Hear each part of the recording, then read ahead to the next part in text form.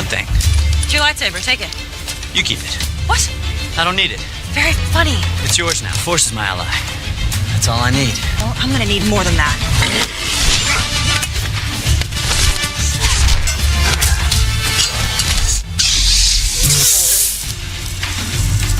Close.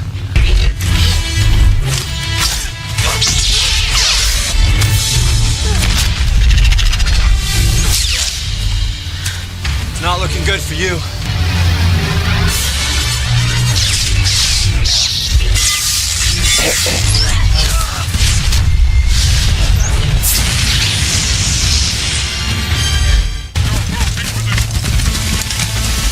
Destroy them. Wait. Or we could just... Don't you want to take us as prisoners? Fire! What thing? It's your lightsaber. Take it. You keep it. What? I don't need it. Very funny. It's yours now. Force is my ally. That's all I need. Well, I'm gonna need more than that.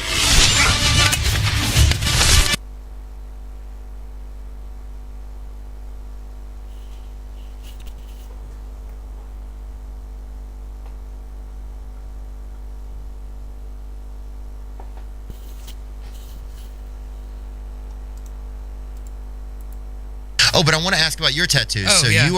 you're getting inked out. What is it? Is there a term for it? It's really fascinating looking. Yeah, it reminds me of one of those thanks. hairless cats kind of. Yeah, I have hairless cats. Yeah, I've been blacking out all my tattoos. Now you're going to get 80% of your body done? No, I'm gonna do all of it. Your whole body's going to be in dark ink? Oh yeah, here's a video of you right here. Yeah. Ooh, what is that? Boy, is that a damn cake cutter? That's 40 needles. God damn, brother, that thing. It's funny because, when I first got into tattooing was during a time when there was no tattoo shows or anything. So it was like you would not get hired if you had a face tattoo or, you know what I mean? It was a different era. And then the TV shows like blew up and then everybody has a tattoo now. But I feel like ever since I started blacking out my tattoos, I feel like I went back to the time where people hated tattoos again because people just do not like this. They're very confused by why I'm doing this. Oh, but I want to ask about your tattoos. Oh, so yeah. you're getting inked out. What is it? Is there a term for it? It's really fascinating looking. Yeah, it reminds me of one of those thanks. hairless cats kind of. Yeah, I have hairless cats. Yeah, I've been blacking out all my tattoos. Now you're going to get 80% of your body done? No, I'm gonna do all of it. Your whole body's going to be in dark ink? Oh yeah, here's a video of you right here. Yeah. Ooh, what is that? Boy, is that a damn cake cutter? That's 40 needles. God damn, brother, that thing. It's funny because, when I first got into tattooing was during a time when there was no tattoo shows or anything. So it was like you would not get hired if you had a face tattoo or, you know what I mean? It was a different era.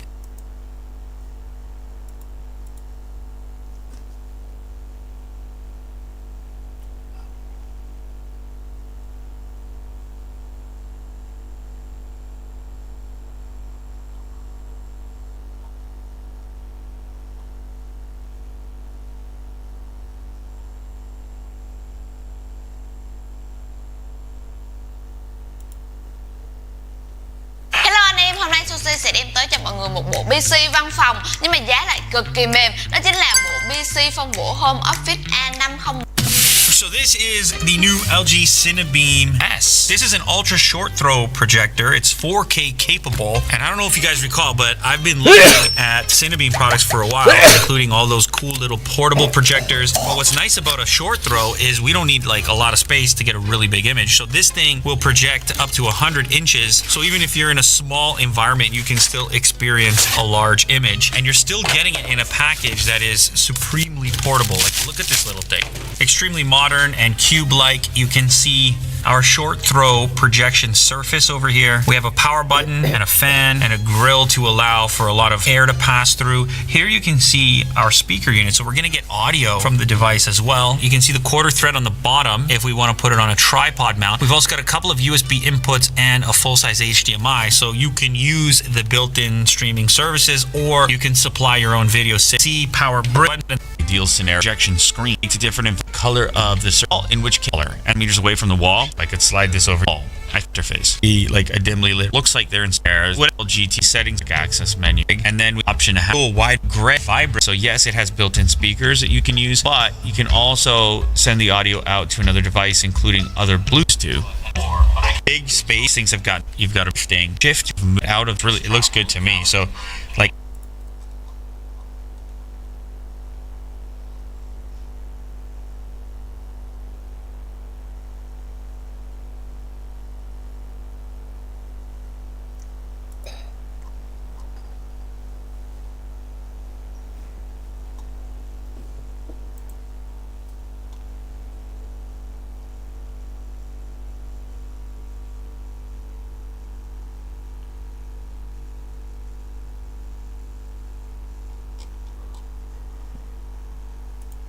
To the ground, this might hurt you a little bit, but if you want to feel that thing getting into the ground, slowing the club down, which I know some players like that feeling, this is going to help. This is going to dig in a little bit and give you more feel through the turf. Yeah, and to that point too, you know, when you're talking about, you know, whether you actually got a large divot or not, and the sole width and how that interacts and stuff, you know, one of the things to think about too is generally people that hit steep, you know, tend to de-loft them a little bit. So adding a little extra loft to those people that do that, you know, helps with the bounce and stuff. So that's another option too. I'll give you a quick anecdote. You know, I fit. Casio has been in the watch business for half a century, with all the releases since 1974's Casiotron utilizing quartz-powered movements. That's right, every single Casio throughout its history, analog or digital, has been quartz. This has clearly been a solid move, as hundreds of millions of watches have been sold by the brand with this identity, with many enthusiasts all across the globe loving what they have on display. But this all changed in June of 2025 with the release of the Edifice EFK series, the very first Casio with a mechanical caliber powering the package, first announced in Japan. At launch, there were 4 steel models on offer in blue, green, and white with a carbon look dial effect, and a black dial in forged carbon itself. There was even a carbon case variant on a rubber strap for fans of unusual case materials, but here in the US, we didn't have to wait long for the EFKs to hit our shores. 3 of the new steel models, the white, the blue, and the black carbon dial variants, were here as of July, and given the demand that we're seeing, it's a good bet that more might be on the way. So why did Casio decide to finally make a mechanical watch? Despite the sustained interest in everything Casio, perhaps the brand felt a little left out of the resurgence of the mechanical watch, with options from new collections from Seiko, Citizen, Orient, and others that generally sell for less than $500. At a retail price starting under $300, it looks like Casio picked a smart point of entry into the market, taking the fight directly to Seiko and the host of micro brands in this tier. But the big question remains, can these watches actually stack up against the busy competition of other Japanese giants in this price segment, as well as other micro brands? That's the question we're trying to aim to answer in this video.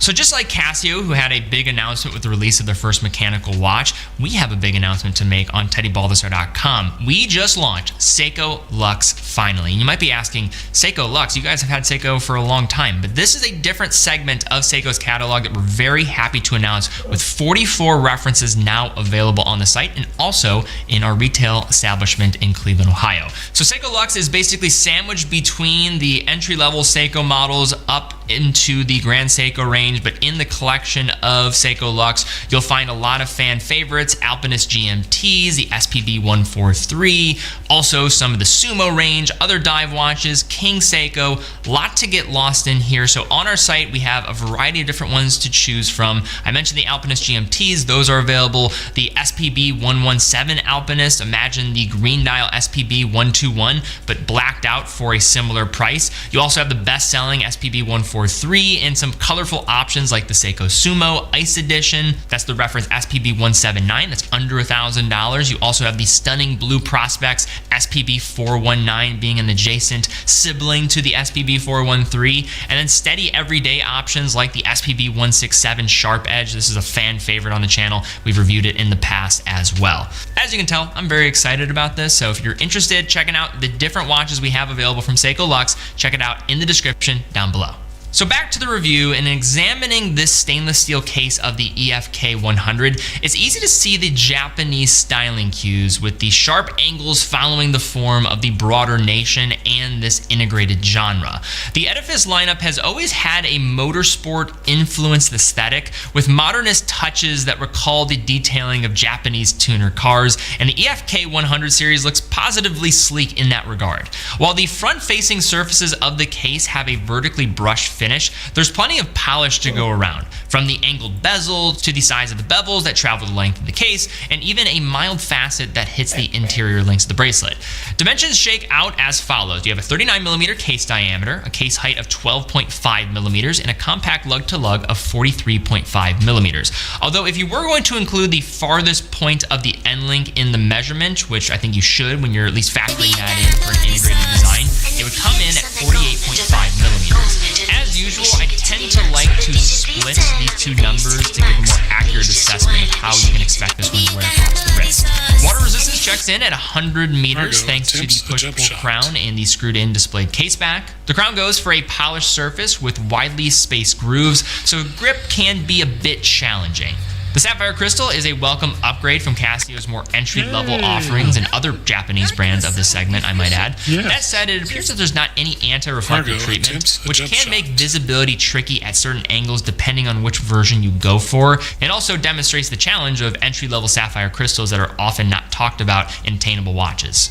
The display case back appears to utilize a mineral crystal in contrast to the dial-side Sapphire. Moving on to the wear experience, this bracelet is semi-integrated into the design, so the lug width isn't really a factor here. So in other words, if you want to wear a strap rather than a bracelet, you're going to have to source it directly from Casio or go a custom route, but considering the cost of a custom strap, probably going to be in the same realm as the price of this watch entirely. So you really want to make sure you like this bracelet before making the decision. The previously mentioned carbon case model does come standard on an FKM rubber strap, but it's unclear whether all sorts of nasty side effects. Safety first. Step 2. Suspend the paper towels on the walls with the magnets. Step 3. Put the models into position on a raised platform so the vapor doesn't accumulate on the bottom. Step 4. Pour the acetone into the container and distribute it as equally as possible over the sheets of paper. Carefully put it over the models and try not to drip any acetone onto the 3D prints. The smoothness will depend on the time and the quality of the vapor chamber. It can take anywhere from between 10 minutes to a couple of hours to get your desired look. These models stayed in the chamber for 5 hours. Make sure you wait a few hours for the plastic to stop dissolving so you don't deform the 3D print. Here are the results. On a scale from 1 to 10, ASA and ABS Plus both get a 10 for how glossy they became. So that's how to vapor smooth and what materials can benefit from this cool technique that basically eliminates the 3D printing layer line look. Happy printing! This is how to get perfectly smooth and glossy 3D prints effortlessly. Step 1. You'll need some magnets, a few paper towel sheets, acetone, something to raise your 3D prints a little bit, and something to enclose it in. I use this plastic container that's certified to withstand acetone. And just a quick side note, do this at your own risk and in a well-ventilated area because the acetone vapors can cause all sorts of nasty side effects. Safety first. Step 2. Suspend the paper towels on the walls with the magnets. Step 3. Put the models into position on a raised platform so the vapor doesn't accumulate on the bottom. Step 4. Pour the acetone into the container and distribute it as equally as possible over the sheets of paper. Carefully put it over the models and try not to drip any acetone onto the 3D prints. The smoothness will depend on the time and the quality of the vapor chamber.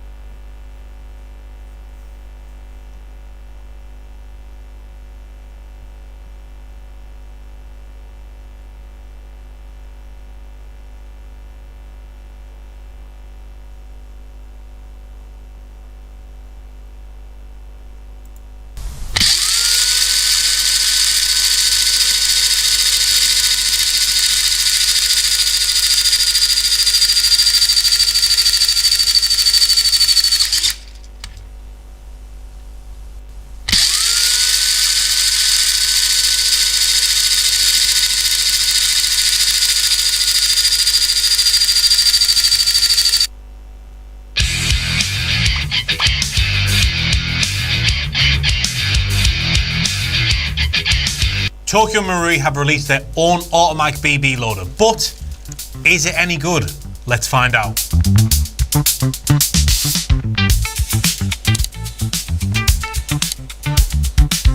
Automatic on the Autobot, it's insanely popular. We tender for those shooting like what we're talking about, and rather than manual top of the Autobot and poof, it'll just load magazines in seconds. There are other compact BB loaders out there. Lilacs do one, for example, and you can get much bigger versions of it, like the Vanguard, which you can't even really compare. That has been the best one on the market.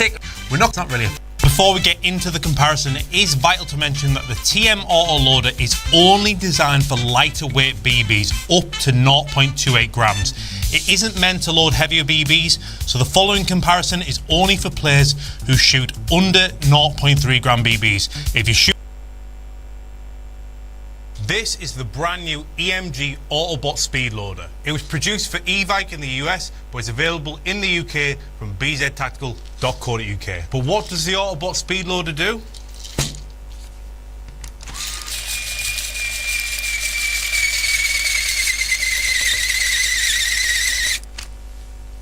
That was 150 rounds loaded in seconds into this PTS EPM magazine. Is the Autobot Speed Loader any good? And is it the right speed loader for you? Keep watching our review to find out. So the brand new Autobot Speed Loaders have just been released this month over in the US, and they've just landed here in the UK at BZ Tactical. We're the first shop in the UK to get our hands on them, so we thought we'd give you an honest review of our thoughts on these new battery powered speed loaders. The first thing you'll see is that they come in two colours, black and dark earth, and as we've just seen, these are designed to fill your airsoft magazines full of BBs with as little effort as possible. One of the biggest selling points of the Autobot Speed Loader is that in the box you get 4 different magazine adapters included. This means that there's no need to buy any additional adapters. These things straight out of the box will fill M4 magazines, AG magazines, gas magazine, pistol magazines, sniper magazines, MP7 magazines, EPM1 stubbies. We've tested this thing on several different types of mags and it loads them all.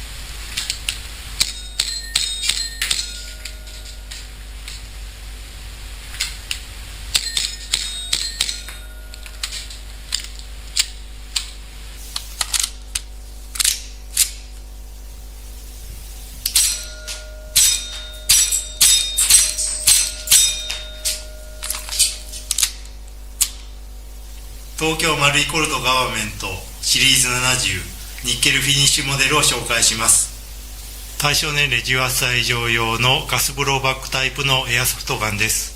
紹介する商品は2016年度の新品未使用無調整のモデルになります。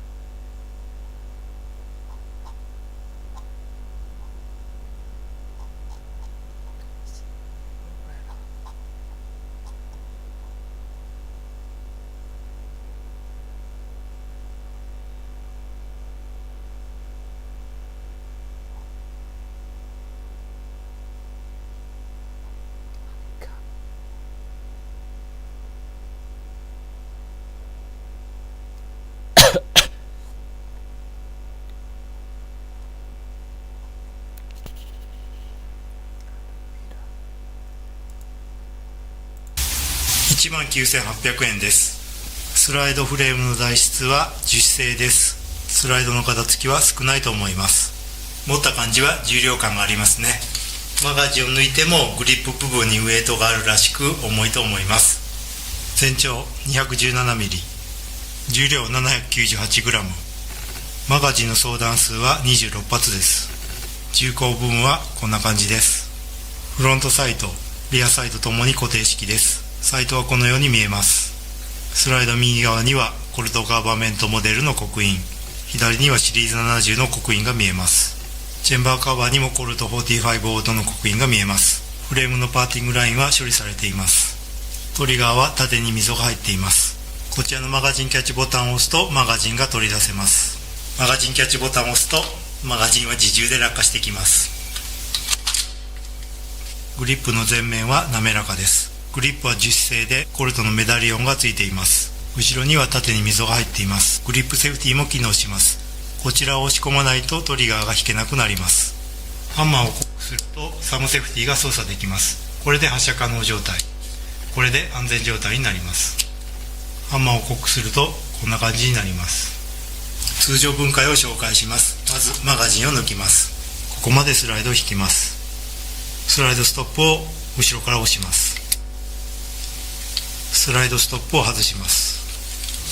そうするとスライドが前に外せます。このダイヤルでホップアップの調整を行います。組み立てるにはスライドを前から落としてスライドをここまで引いてスライドストップを戻します。これで戻りました。マガジンにガスと弾を入れます。ガスが入っていない時の重量は 191g でした。次にフォロワーを押し下げてこちらの隙間から BB 弾を入れます。東京マルイの 0.2g バイオ弾を使ってみます。ガバメントニッケルフィニッシュ打ちます。マガジンへスライド引きます。トリガーアップル軽くて打ちやすいですね。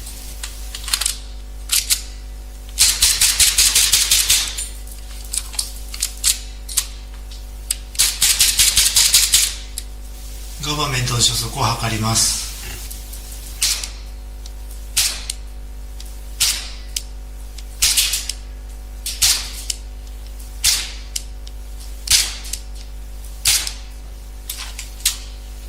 東京マルイコルトガバメントニッケルフィニッシュでスティールチャレンジのラウンドアバウトを打ちます。スティールチャレンジは5枚の的を打つ速さを競う競技です。このラウンドアバウトではこの的を最後に打ちます。